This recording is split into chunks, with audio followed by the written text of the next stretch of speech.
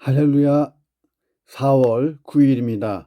매일 성경 말씀 묵상 주님의 이름으로 시작합니다. 창세기 22장 1절부터 24절입니다. 오늘부터 요한복음은 끝났고 창세기 지난번 1월달에 2월달에 나눴던 거에서 이어서 갑니다. 창세기 22장 1절부터 24절입니다. 그 일 후에 하나님이 아브라함을 시험하시려고 그를 부르시되 아브라함아 하시니 그가 이르되 내가 여기 있나이다. 여호와께서 이르시되 내 아들 내 사랑하는 독자 이삭을 데리고 모리아 땅으로 가서 내가 내게 일러준 한 산 거기서 그를 번제로 드리라. 아브라함이 아침에 일찍이 일어나 나귀의 안장을 지우고 두 종과 그의 아들 이삭을 데리고 번제에 쓸 나무를 쪼개어 가지고 떠나 하나님이 자기에게 일러주신 곳으로 가더니 제3일에 아브라함이 눈을 들어 그곳을 멀리 바라본지라. 이에 아브라함이 종들에게 이르되 너희는 나귀와 함께 여기서 기다리라. 내가 아이와 함께 저기 가서 예배하고 우리가 너희에게로 돌아오리라 하고 아브라함이 이에 번제나무를 가져다가 그의 아들 이삭에게 지우고 자기는 불과 칼을 손에 들고 두 사람이 동행하더니 이삭이 그 아버지 아브라함에게 말하여 이르되 내 아버지여 하니 그가 이르되 내 아들아 내가 여기 있노라. 이삭이 이르되 불과 나무는 있거니와 번제할 어린 양은 어디 있나이까. 아브라함이 이르되 내 아들아 번제할 어린 양은 하나님이 자기를 위하여 친히 준비하시리라 하고 두 사람이 함께 나아가서 하나님이 그에게 일러주신 곳에 이른지라. 이에 아브라함이 그곳에 제단을 쌓고 나무를 버려놓고 그의 아들 이삭을 결박하여 제단 나무 위에 놓고 손을 내밀어 칼을 잡고 그 아들을 잡으려 하니 여호와의 사자가 하늘에서부터 그를 불러 이르시되 아브라함아 아브라함아 하시는지라. 아브라함이 이르되 내가 여기 있나이다 하매 사자가 이르시되 그 아이에게 내 손을 대지 말라. 그에게 아무 일도 하지 말라. 내가 내 아들 내 독자라도 내게 아끼지 아니하였으니 내가 이제야 내가 하나님을 경외하는 줄을 아노라. 아브라함이 눈을 들어 살펴본즉 한 양이 뒤에 있는데 뿔이 숯불에 걸려 있는지라. 아브라함이 가서 그 순양을 가져다가 아들을 대신하여 번제로 드렸더라. 아브라함이 그 땅 이름을 여호와 이레라 하였으므로 오늘날까지 사람들이 이르기를 여호와의 산에서 준비되리라 하더라. 여호와의 사자가 하늘에서부터 두 번째 아브라함을 불러 이르시되 여호와께서 이르시기를 내가 나를 가리켜 맹세하노니 내가 이같이 행하여 내 아들 내 독자도 아끼지 아니하였은즉 내가 내게 큰 복을 주고 내 씨가 크게 번성하여 하늘의 별과 같고 바닷가의 모래와 같게 하리니 내 씨가 그 대적의 성문을 차지하리라. 또 내 씨로 말미암아 천하 만민이 복을 받으리니 이는 내가 나의 말을 준행하였음이니라 하셨다 하니라. 이에 아브라함이 그의 종들에게로 돌아가서 함께 떠나 브엘세바에 이르러 거기 거주하였더라. 이 후에 어떤 사람이 아브라함에게 알리어 이르기를 밀가가 당신의 형제 나홀에게 자녀를 낳았다 하였더라.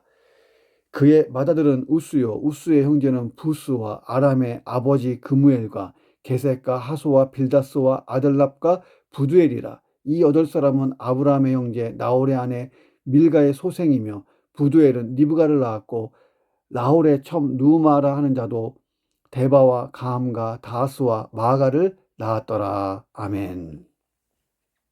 오늘 본문에 보니까 우리가 잘 알고 있는 유명한 성경 이야기예요. 하나님이 아브라함을 시험하시는 거예요. 내 아들 내 사랑하는 독자 이삭을 데리고 모리아 땅으로 가서 내가 내게 일러준 한 산 거기서 이삭을 번제로 드리라. 자, 그런데 이 시험은 해피 엔딩으로 끝나죠. 그리고 아브라함은 믿음의 조상이 됩니다. 1절에 보니까 하나님이 아브라함을 시험하시려고 다시 말하면 일정한 기준을 세워놓고 테스트했다는 거예요. 훈련시켰다는 거예요. 자, 그런데 이 시험이 아브라함에게만 국한된 것이 아니라 우리에게도 해당하는 시험이에요. 왜냐하면 아브라함의 믿음의 조상이잖아요.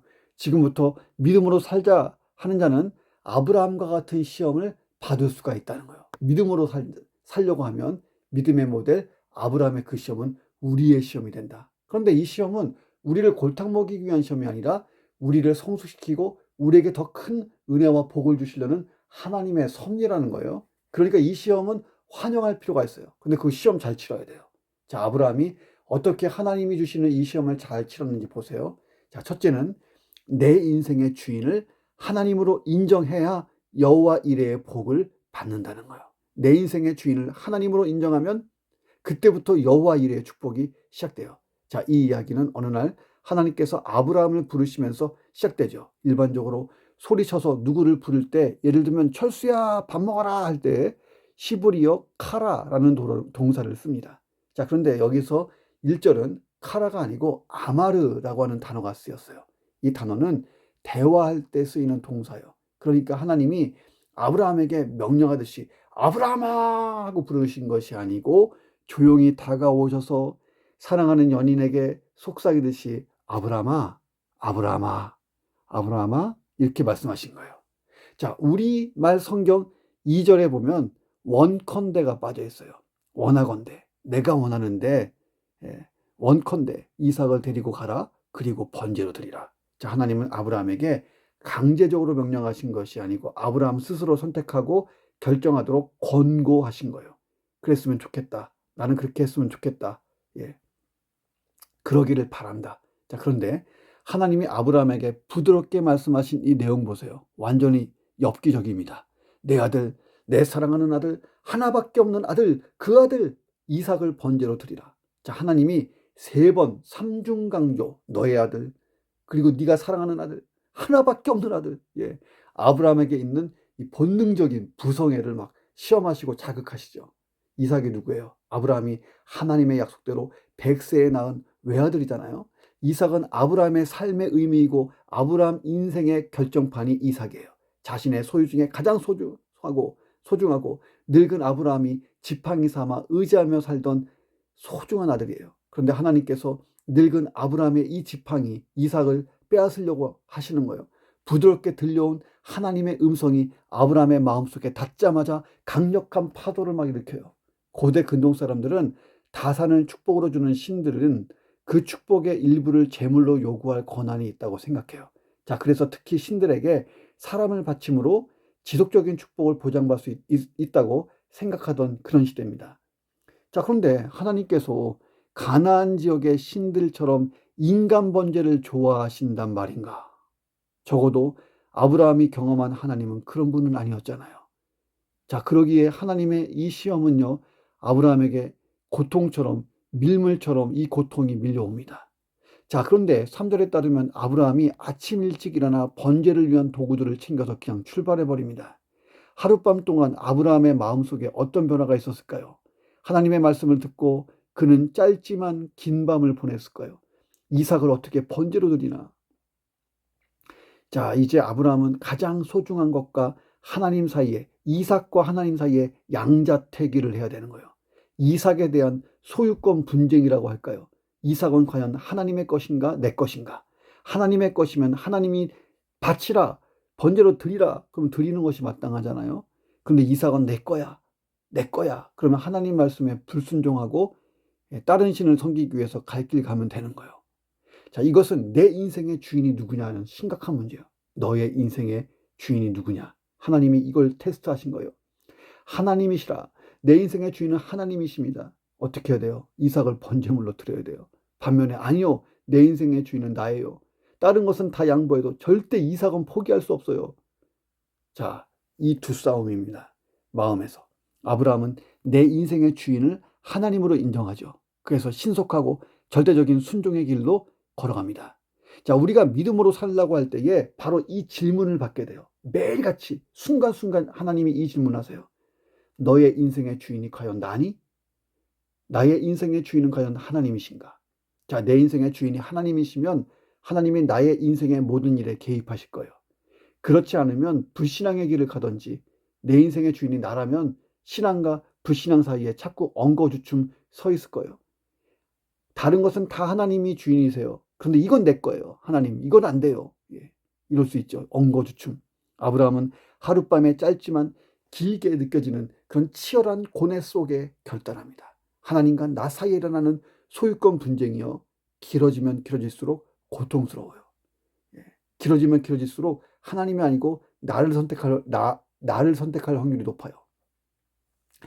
아직도 이것은 내가 주인입니다 라고 붙들고 있는 것 내려놔야 돼요. 하나님께서 내 인생 전체의 주인이 되셔야 진짜 참 자유와 평안이 임하는 거예요. 내가 내 인생의 주인인 그런 인생이라면, 내가 내 인생의 주인이라면 하나님의 역사는요, 내 삶에서 일어날 수가 없는 겁니다. 내 인생의 주인을 하나님으로 인정하면 하나님이 준비해 주시는 인생을 살 수 있어요. 자, 보세요. 하나님, 이삭은 하나님 것입니다. 뜻대로 하십시오. 내 인생도 다 하나님이 하십시오. 하나님이 주인이십니다. 자, 하나님이 아브라함을 위해서 이삭이 아니고, 하나님은 아브라함을 위해서, 그 어린 양을 준비하시죠. 어린 양. 극도의 긴장감이 조성된 이 상황에서, 아니다. 다시 설교할게요. 하나님은 아브라함을 위해서 먼저 이삭의 마음을 준비시킵니다. 자, 극도의 긴장감이 막 조성돼 있어요. 그렇죠? 지금 이삭을 잡아야 되니까 칼로. 근데 의외로 오늘 본문에 보면 이삭이 묵묵히 심지어 무기력하게 행동해요. 생각해 보세요. 이삭의 나이가 대략 16세, 아브라함은 116세 할아버지. 이 죽음 앞에서 반사적으로 반항하고 튕겨나가는 게 정상이 아니겠습니까? 자, 그런데 이삭이 순순히 받아들여요. 하나님도 신뢰하고 아버지도 온전히 신뢰하기 때문에 이삭이 눈 감고 이 상황을 받아들입니다. 하나님이 이삭의 마음을 주장하고 계시는 거였어요. 하나님께서는 이삭을 위하여 대신 죽을 어린 양도 준비했어요. 이 어린 양은 이삭 대신에 번제물이 됐어요. 자, 아브라함은 감격에 겨워서 이 사건을 경험하고 그 땅의 이름을 여호와 이레라고 부릅니다. 그러므로 너무 근심하고 두려워하며 인생을 살지 말아야 돼요. 근심하고 두려워하는 이유가 뭡니까? 여전히 내 인생의 주인이 나이기 때문이에요. 하나님을 내 인생의 주인으로 인정하고 사는 자들이 누리는 큰 축복이 뭐냐면 여호와 이레, 하나님이 준비하시겠지. 하나님이 선한 것으로 준비해 주신다. 이 믿음이에요. 그리고 그걸 누리는 거예요. 이 복을 누리기 전에 우리가 반드시 풀어야 될 문제가 뭐예요? 당신의 인생의 주인은 누구입니까? 너의 인생의 주인이 누구냐? 이렇게 물어보시는 하나님의 질문에 평생 대답을 잘 하셔야 됩니다. 자, 평생 너의 인생의 주인 누구냐? 오직 하나님 한 분입니다. 그러면 여호와 이레의 하나님을 날마다 만나고 여호와 이레의 축복이 내 인생에 가득할 줄로 믿습니다. 두 번째, 하나님 말씀 그대로 살면 말씀이 가지고 있는 그 축복이 내게로 들어오는 거예요. 하나님 말씀대로 살면 그 말씀이 주는 복을 경험한다. 자, 입술로, 마음으로 하나님 말씀을 따르는 것은 쉬워요. 적어도 여기까지는 희생이 뒤따르지 않잖아요. 입술로, 마음으로 아멘, 주여 하는 건 쉬워요. 자, 그러나 아브라함 보세요. 하나님을 내 인생의 주인으로 인정하면 어떻게 되는 거예요? 이삭이 죽어야 돼요. 제물에 배를 가르고 피를 흘리게 해서 조각을 낸 다음에 불에 태우는 것, 이게 번제 제사예요. 자, 이삭을 그렇게 배를 가르고 피를 흘리게 해서 조각 내갖고 불에 태운다. 야, 이거 상식에서 벗어난 일 아닙니까? 상상조차 끔찍한 일이에요. 자, 그러나 아브라함은 이런 희생을 감수하고 이삭을 번제로 드리기 위해 신속히 집을 떠납니다.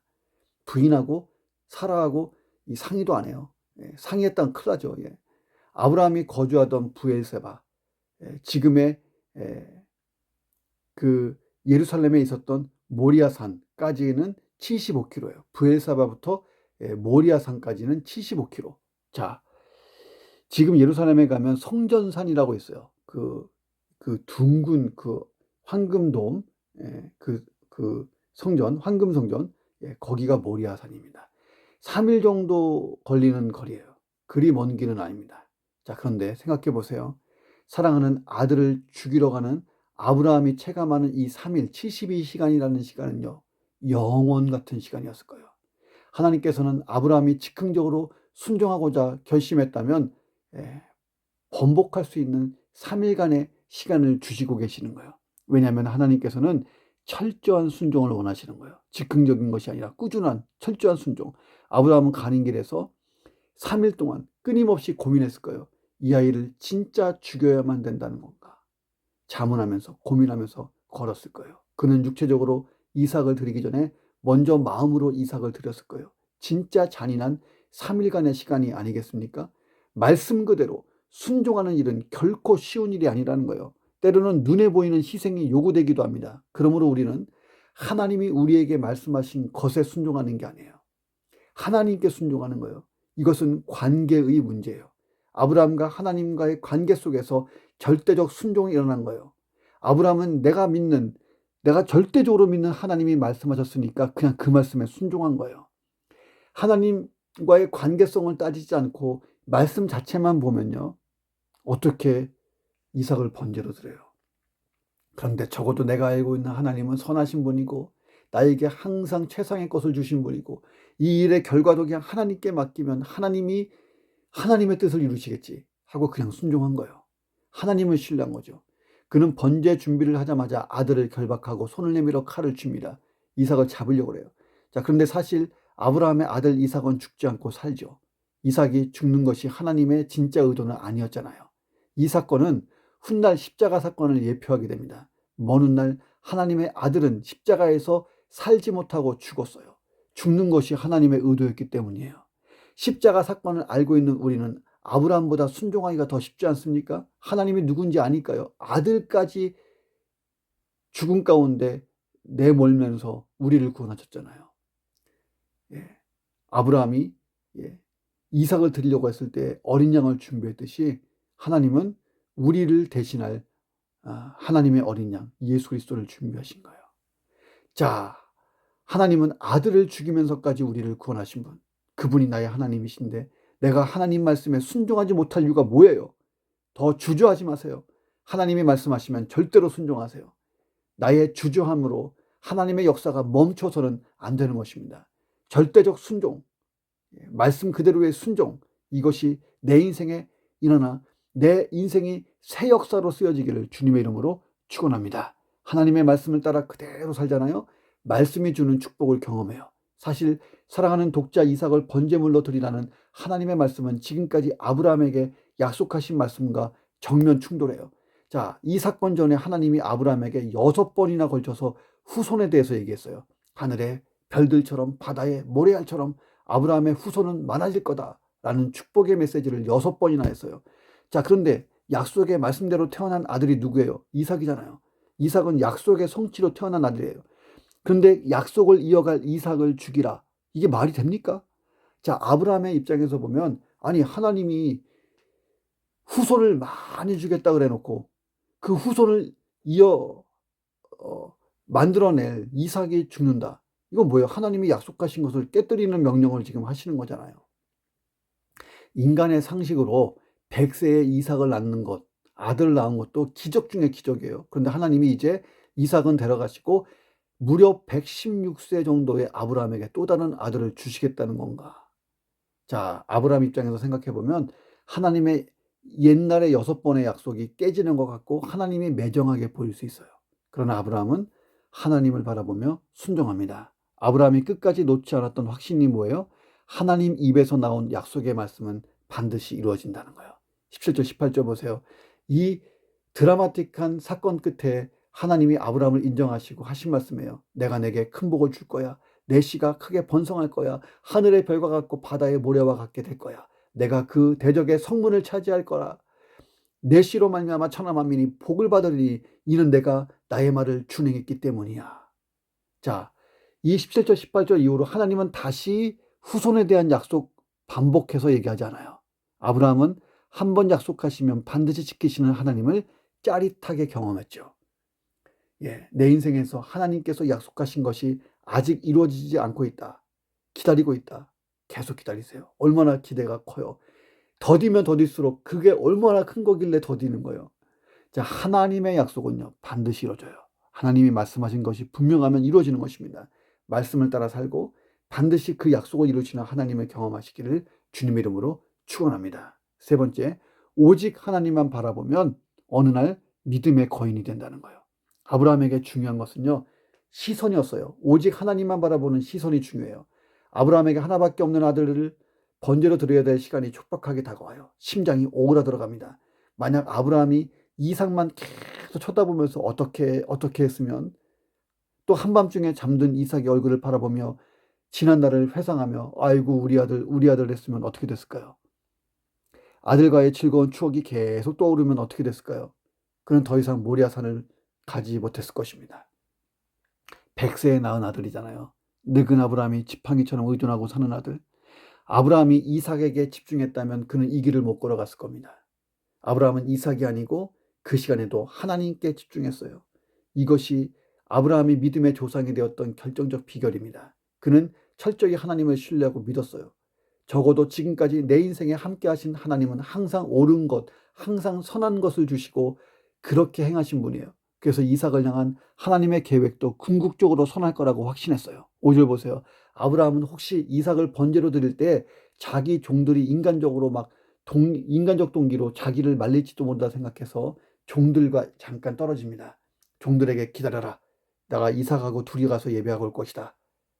가서 우리가 예배드리고 이삭과 내가 너희에게로 돌아오리라. 우리가 돌아오리라. 우리가가 누구예요? 이삭 플러스 아브라함이잖아요. 아브라함은요, 내가 지금 이삭과 같이 올라가지만 내려올 때 나 혼자 내려오는 것이 아니고 이삭이 같이 내려올 거야. 어떻게든지 하나님이 이삭이 죽으면 살려내시겠지, 이렇게 믿은 거예요. 자신이 믿는 하나님이 하실 일을 생각한 거예요. 자, 히브리서 11장 9절 보세요. 이 아브라함의 믿음이 증거가 되고 있어요. 그가 하나님이 능히 이삭을 죽은 자 가운데서 다시 살리실 줄로 생각한지라. 자, 히브리서는 그렇게 기록하고 있어요. 아브라함은 이삭이 번제물이 되어 죽더라도 하나님이 다시 이삭을 살려서 자기에게 주실 줄로 믿었던 거예요. 이삭은 하나님이 약속으로 주신 아들이고 하나님은 선하신 분이잖아요. 그러니 하나님이 그 일에 하나님의 성품에 역행해서 행하지 않을 거라고 확신한 것입니다. 8절 보세요. 이삭이 번제를 드리러 가는데 번제로 드릴 양은 없어요. 그러니까 이삭이 아버지 왜 어린 양이 없어요? 하고 질문한 거예요. 자, 아브라함은 하나님이 자기를 위해 친히 준비하실 거야 이렇게 말했어요. 그리고 그는 진짜 하나님이 말씀하신 대로 아들의 어깨에 번제나무를 지우고 불과 칼을 들고 산으로 올라가요. 그는 끝까지 이삭에게 집중하지 않아요. 아버지 어린 양이 없네요. 이삭아 했어 봐요. 못 가요. 네가 어린 양이야. 어떻게 가요? 이삭이 왜 어린 양이 없냐고 질문했을 때 아들아 내 아들아 하고 끌어안고 울면 못 올라가는 거예요. 그 순간에도 부정을 참고 하나님만 바라보는 거예요. 오직 하나님만 바라보고 사십니까? 아브라함은 오직 하나님만 바라보면서 믿음의 거인이 되어가고 있었어요. 그리고 이 사건을 계기로 그가 믿음으로 사는 자들의 조상, 모델, 믿음의 아비가 된 거예요. 이 사건 전에 아브라함의 인생을 들여다보세요. 이 사건 전에 어떤 일이 있었어요? 그는 가나안에서 기근을 견디지 못하고 약속의 땅 반대편에 있는 애굽으로 내려갔죠. 그리고 아내를 잃어버릴 뻔한 아찔한 순간을 맞았죠. 하나님보다 기근을 애굽 왕 바로가 더 커 보였어요. 또 한때 그랄 땅에서 똑같은 사건을 또 반복했잖아요. 하나님의 응답을 끝까지 기다리지 못하고 하갈을 첩으로 삼아서 이스마엘을 낳았어요. 그것이 하나님의 방법이라고 생각했는데 상상 초월의 가정 내 갈등의 시작이었어요. 하나님의 약속의 말씀을 온전히 따라가지 못하고 두려운 나머지 인간적으로 생각하고 인간적으로 행동했던 것이 아브라함의 약함이었습니다. 그런데 그 결과는 언제나 하나님의 방법과 계획에 반대되는 거고 더 복잡하게 만들어놨죠. 그러나 이 이삭을 드리는 이 사건 이후에 아브라함은 믿음의 거인으로 탄생합니다. 오직 그때부터 하나님만 바라봅니다. 흔들리지 않아요. 우리가 하나님만 바라보면 믿음이 성장해요. 영적 거인이 되는 거예요. 우리가 오직 하나님만 바라본다면 하나님이 일하실 것입니다. 그런 인생 살기를 주의 이름으로 축원합니다. 20절부터 24절까지 봅니다. 아브라함이 부엘사바에서 이제 이삭과 함께 부인 사라와 함께 즐겁게 살고 있는데 어느 날 어떤 사람이 와서 소식을 전하는 거예요. 아브라함의 형제 중에 나홀이 있는데 그 나홀의 그 족보가 나와요. 오늘 본문에 보니까 이 족보의 목적이 뭘까요? 이삭의 아내가 될 리브가를 등장시키는 거예요. 23절 보세요. 자, 이 나홀의 족보 속에 이 8사람은 아브라함의 형제 나홀의 아내 밀가의 소생인데 그 8명 중에 이 부두엘은 리브가를 낳았다. 자, 그러니까 이삭의 부인이 될 사람이 앞으로 리브가의 아버지는 부두엘의 아버지가 아브라함의 형제 나홀이라는 거예요. 자, 아브라함이 하나님이 주신 시험을 잘 통과했어요. 믿음의 거인이 됐어요. 이삭은 여전히 약속의 자녀예요. 하나님이 아브라함에게 하신 약속을 이루기 위해서 이제 하나님이 여호와 이레 준비하는 거예요. 뭘 준비해요? 이삭의 아내가 될 믿음의 여인을 준비시키는 거예요. 자, 그녀의 이름이 리브가예요. 이 족보가 성경에 기록된 목적, 리브가가 누구인지를 소개하는 거예요. 아브라함은 전혀 몰랐지만 하나님은 여전히 아브라함을 위해서 지금도 일하고 계셨던 거예요. 누구를? 이삭을 위한 며느리 또 이삭의 아내, 아브라함의 며느리 이삭의 아내를 준비시킨 거예요. 지금도요, 하나님은 너무 바쁘세요. 내 인생에 일하실 게 얼마나 많아요. 오묘한 섭리로, 선하고 완벽한 섭리로 내 인생을 쥐고 계시고 주관하고 계십니다. 세상에 우연은 없어요. 하나님 주권 안에, 하나님의 주권 안에 일어나는 거예요. 우리가 할 일이 뭐예요? 하나님과 잘 동행하는 것입니다. 하나님의 주권을 믿고 신뢰하며 하나님 말씀 따라 살고 어떤 상황에서도 하나님만 바라보고 사는 거예요. 오늘도 그런 하루가 되시기를 주 이름으로 축원합니다. 하나님, 내 인생의 주인은 오직 하나님이십니다. 하나님을 내 인생의 주인으로 온전히 인정하고 하나님이 일하시는 것을 보며 여호와 일에 공급하시는 그 축복을 받게 하여 주옵소서. 하나님 말씀 그대로 살며 하나님의 약속의 말씀이 주는 축복을 반드시 경험하게 해주시고 오직 하나님만 바라보며 믿음의 거인으로 성장하기를 간절히 원합니다. 하나님이 약속하신 대로 약속의 아들 이삭의 부인이 될 리브가를 준비하셨던 것처럼 내 인생에 가장 필요한 것을 하나님은 공급하신 줄로 믿습니다. 오늘도 공급받는 인생 되게 도와 주옵소서. 여호와 일에 하나님을 찬양드립니다. 존귀하신 예수님의 이름으로 기도합니다. 아멘.